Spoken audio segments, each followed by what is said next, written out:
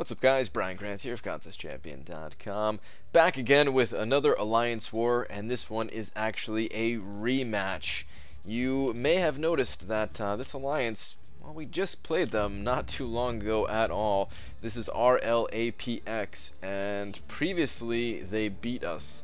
And I will tell you now that this rematch is an extremely close match. I will show you the screen at the end. I will show you the recap that we get in game, just to show you exactly how close it comes out to be. I'll be going in here this time with Gwenpool, Vision, and Stark Spidey. First time that I'm bringing Stark Spidey into war with me, and I've got mixed feelings, but he will be back. He will be back. This first node up, I can tell it is a mutant node. Someone had the mutant detection.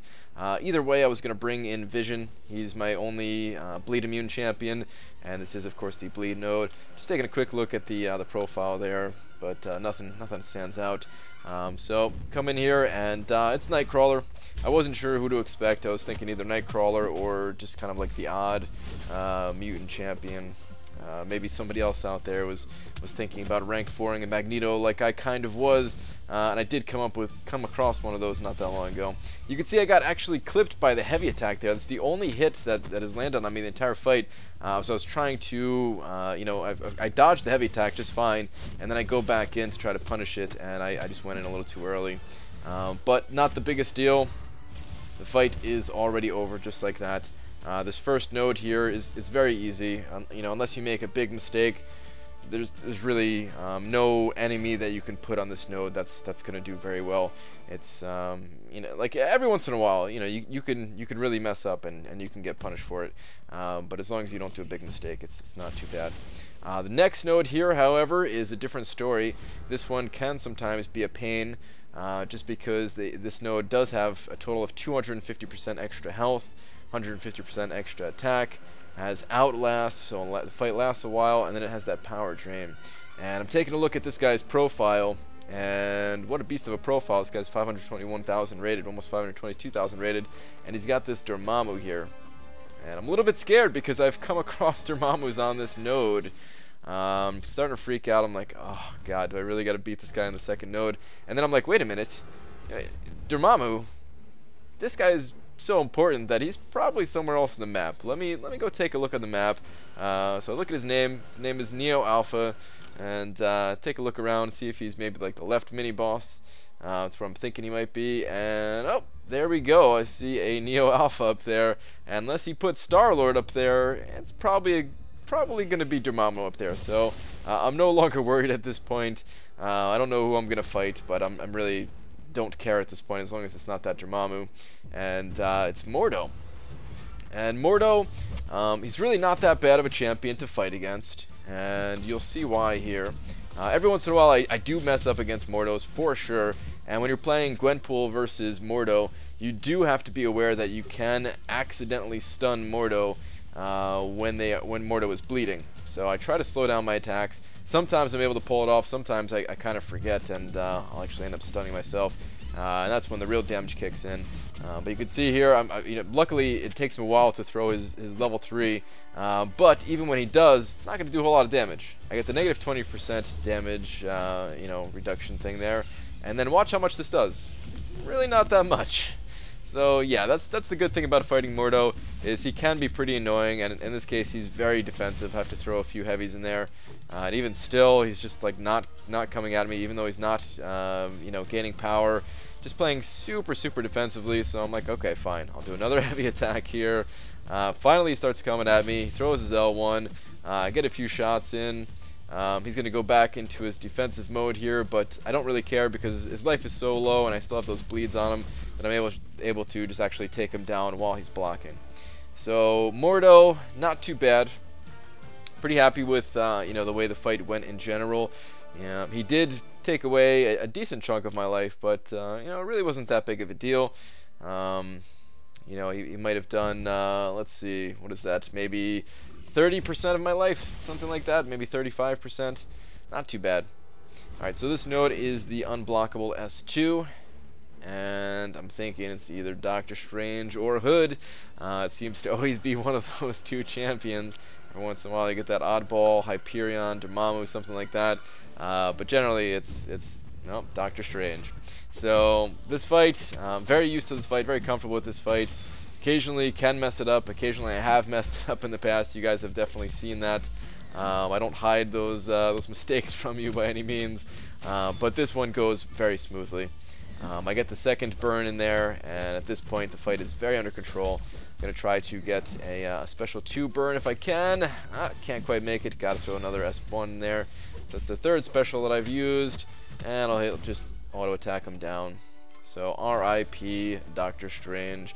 Ended up having to use 3 specials there, so I did lose 15% of my life due to recoil. But really it's not that big of a deal. I took a lot more damage just from taking blocked shots, and combination of part of what that node is that just does some direct damage to you. Alright, so this node is the stun immune node. Has strike back as well, so I'm not really looking forward to using any kind of specials. Just want to get some clean auto attacks in. Typically it's Juggernaut or someone that can evade, and this guy's got a Spider-Man. So yep, I'm guessing it will be Spider-Man here. And honestly, I go into this fight very confident, maybe too confident. I'm thinking Gwenpool, we'll make short work of this guy. I've been practicing, against Spider-Man with that whole web slinger challenge that just passed us. So Spider-Man, not that big of a deal to me, except I make a fatal mistake right there, and fatal mistake number 2, and I'm dead inside of 15 seconds, just like that. I was way too confident. I should have played things slower. I should have, just stuck to my couple of attacks, played it very cautiously until I had, a decent combo going on him that would allow my signature ability to kick in and, reduce his chance to evade. I really should have played it that way, but I didn't, and I paid the price for it. Lesson learned. RIP Gwenpool. So a lot of people kind of tell me that I'm really dying here because of suicides, but obviously I died there, not anything related to suicides whatsoever. But now I bring in Stark Spidey here, and I wasn't sure about this. I wasn't sure if I should revive Gwenpool and come back in here with Gwenpool, because the whole reason I brought Stark Spidey was for the Thorns node. But I'm thinking, you know what, this might not be that bad. Let me go ahead and jump in here. I could evade, the webs that he throws at me and everything like that. Might not be too bad. And, I get the poise charges going, and boom, start slamming him pretty good there. The damage output is very nice from this guy. Look at all those crits, man. This fight just ends up being a pretty short fight, as I evade few more of those and get the last couple shots in. I throw my special, he evades it, but it doesn't matter. I'm gonna kill him through the block damage. So yeah, not too bad at all for Stark Spidey here. I'm very happy with how he performed against that node. It was way above my expectations, so I'm definitely gonna bring this guy back again. The only bad part now is that my life is a bit too low for this Thorns node, and I am going to lose a bit more life from these suicides. So here is a case where the suicides do have a real negative impact on me. But most of these fights, it's not the case. And if Spidey was at full life, then it would actually be a benefit, as I would have to deal less actual total attacks against this node. So my plan was to get poise charges before actually attacking this guy. But watch how passively he plays, and then he starts to attack me while I'm blocking, and I take a lot of block damage. You could just see my life bar getting chunked down there. He did like 800 something damage through my block in one attack. I guess he landed a crit, since Cyclops is the only champion that can crit while the opponent is blocking now. And yeah, my life it's just far too low, and I end up dropping. I will come back in here and try it again with Stark Spidey. The bad part about Stark Spidey is that he has very low max life. He maxed out at rank 5.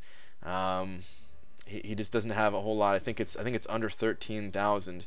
So yeah, when you're taking a single blocked shot that's dealing 800 of your life, that's a pretty big deal. It's a pretty big deal. But we'll try it again next war, see how it goes. for this war. An alliance mate helped me out there and finished up that node.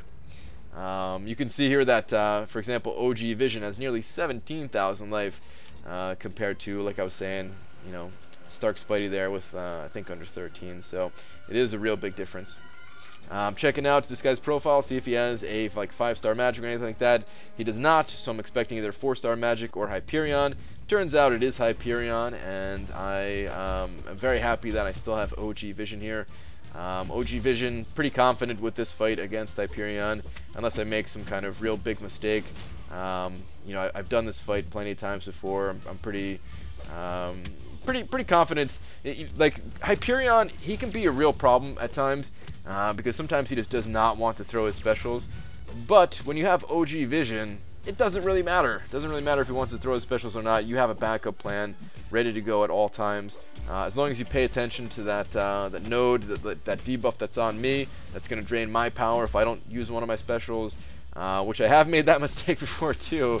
But in this case, you know, I'm keeping a good eye on it. I use my special before that happens. Synthesis times out perfectly so that after that's up, I get a little bit of power back. And yeah, OG Vision. Gotta love this guy, man. Got to love this guy. And Hyperion is really not too big of a deal this go around. It's hard to say who's harder on this node, 4-star Magic or 4-star Hyperion. When it comes to the 5 stars, then I would say it's Magic, of course. But the 4 stars, if I have Gwenpool alive, then 4-star Magic is like a piece of paper that I'm slicing through. And then, you know, kind of the same thing for 4-star Hyperion. But anyway, that fight's over. I'm done with my path here. And let me show you just how close this war was. They did beat us. Sadly, the rematch, they still got us. We had a few less deaths to them, but they were able to take down a couple more of our defenders, and they got some more exploration overall. It was 3 clears to 3 clears, and they beat us with less than a 1,000 point difference. So congratulations to RLAPX. Maybe we'll see each other again. Hopefully not, as these wars do get pretty intense between our 2 alliances here. But chances are it's going to happen again, and maybe the 3rd time's a charm for Loki. We'll see. Anyway, that's going to do it for this war, guys. Thank you very much for watching, and I will see you in the next one. Take care.